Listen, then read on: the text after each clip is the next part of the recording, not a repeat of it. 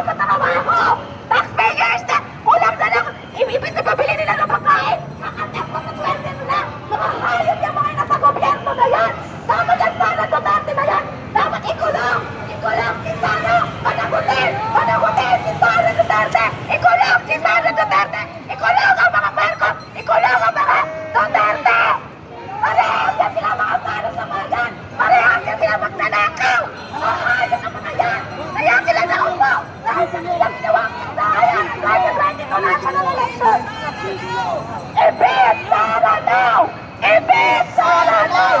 Ibig Sara now! Ibig Sara now! Ibig Sara now! Ibig Sara now!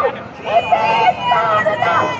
BBM resign! Bakuna natin matalsikin si BBM! Kasi hahalinig kay BBM si Sara walang iyang magnanakaw! Matalsikin muna natin si Sara Duterte! Bago natin matalsikin si BBM!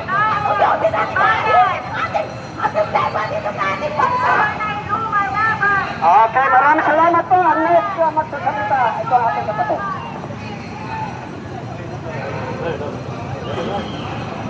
Kung walang tinanggap na pera si Chris Garcia ng pamilya na pera-pera, walang